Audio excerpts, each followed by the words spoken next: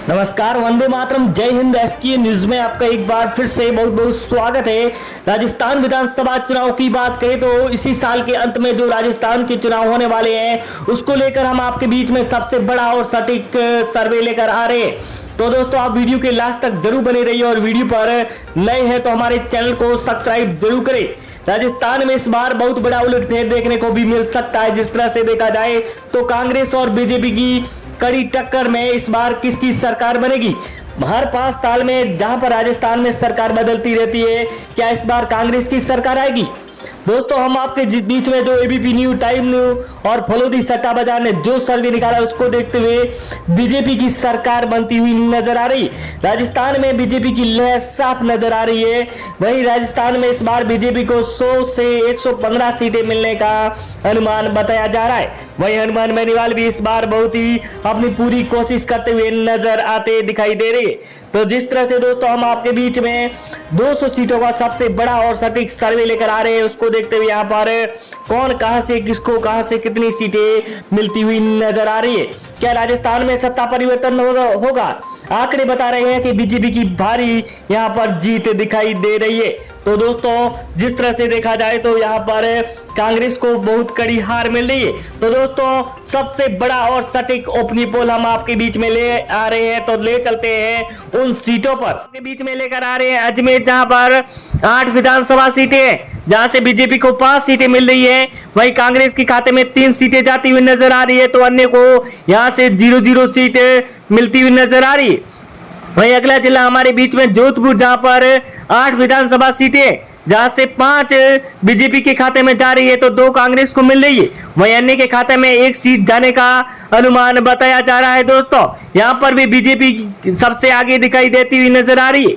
वहीं अगला जिला जहां पर डूंगरपुर की 4 विधानसभा सीटों की बात करें तो 2 बीजेपी के खाते में जा रही है, वहीं 1 कांग्रेस को मिलती हुई नजर आ रही है, तो अन्य के खाते में 1 सीट जाने का अनुमान दिखाया जा रहा है। दोस्तों, सबसे बड़ा और सटीक सर्वे हम आपके बीच में लेकर आ रहे।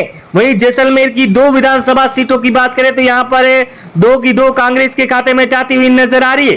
दोस्तों, जैसलमेर में जिस तरह से कांग्रेस की लहर दिखाई दे रही है उसको देखते हुए बहुत बड़ा उलटफेर भी नजर आ सकता है।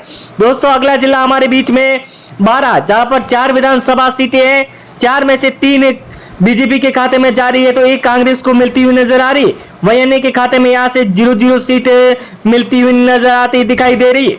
वहीं अगला जिला हमारे बीच में आ गया है धौलपुर, जहां पर 4 विधानसभा सीटें, 4 में से 2 बीजेपी के खाते में जा रही है, वहीं 1 कांग्रेस को मिलती हुई नजर आ रही है। वहीं अन्य के खाते में 1 सीट जाती हुई नजर आती दिखाई दे रही है। वहीं अगला जिला हम आपके बीच में लेकर आ रहे हैं सीकर, जहां पर 8 विधानसभा सीटें हैं, 8 में से 5 बीजेपी के खाते में जाती नजर आ रही है, तो 2 कांग्रेस को मिलती नजर आ रही है।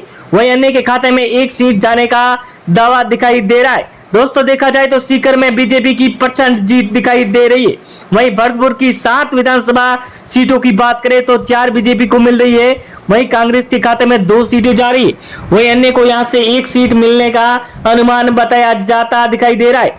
वहीं अगला जिला हम आपके बीच में लेकर आ रहे हैं हनुमानगढ़, जहां पर 5 विधानसभा सीटें हैं, 5 में से 3 बीजेपी की खाते में जाती हुई नजर आ रही है, 1 कांग्रेस और 1 अन्य के खाते में जाती हुई नजर आ रही है। इस बार देखा जाए तो बीजेपी की राजस्थान में 200 विधानसभा सीटों में से सबसे ज्यादा सीटें मिलने का दावा भी दिखाई दे रहा है।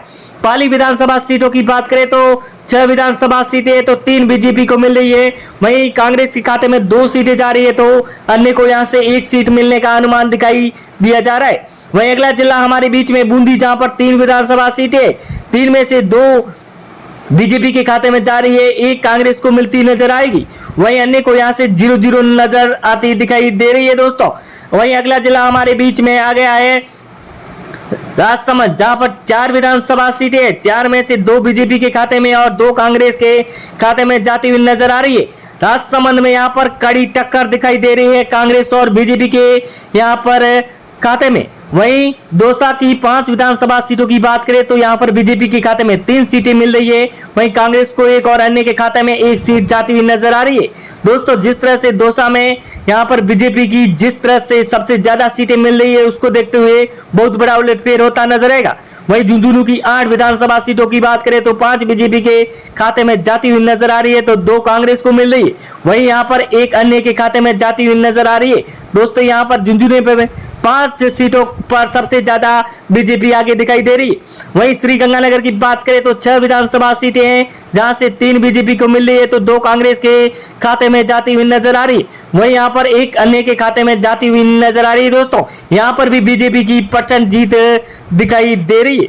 वहीं अगला जिला हमारे बीच में जालोर, जहां पर 5 विधानसभा सीटें हैं जहां पर 4 बीजेपी के मिल रही है, वहीं एक कांग्रेस के खाते में जा रही है। यहां पर जालोर की बात करें तो यहां पर बीजेपी को सबसे ज्यादा सीटें मिलती हुई नजर आ रही है, 5 में से 4 सीटें मिल रही है।